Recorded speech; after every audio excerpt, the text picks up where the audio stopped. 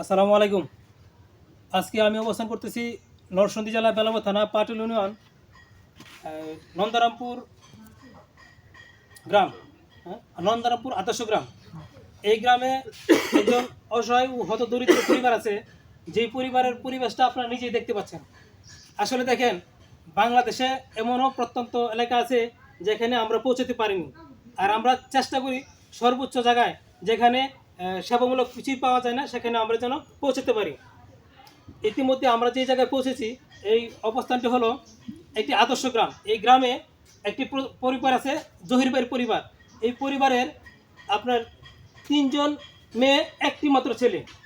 এই সেই ছেলে, যে ছেলে একবারে শিশু, অবুঝ শিশু। এই অবুঝ শিশুর মা না থাকার কারণে এই পরিবারটিতে একবারে বেহাল অবস্থা ধরেছে। আজকে আমরা এই বাড়িতে অবস্থান করেছি এই জন্যই যে এই পরিবার থেকে এই অবুঝ শিশুকে একটি মাদ্রাসায় ভর্তি করার জন্য, মাদ্রাসায় ভর্তি করে এই শিশুকে আমরা যতটুকু পারি, যতটুকু নিয়ে যেতে পারি আমরা চেষ্টা করব।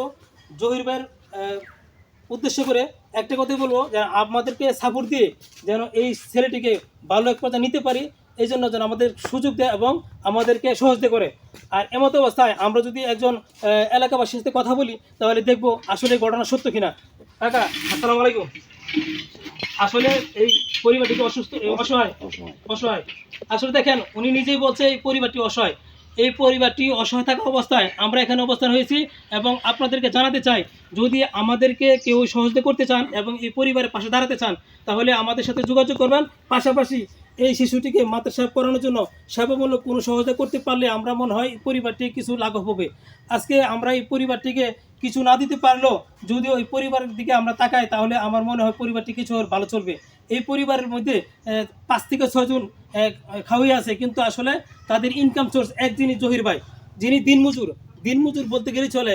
কিন্তু এদের যে পরিবারের শিশু আরও আছে, মেয়ের আছে, তারা বিবাহিত না হওয়ার কারণে আমরা তাদেরকে ডিসপ্লেতে আনতেছি না, পাশাপাশি আমরা তাদের ডিসপ্লে করতেছি না।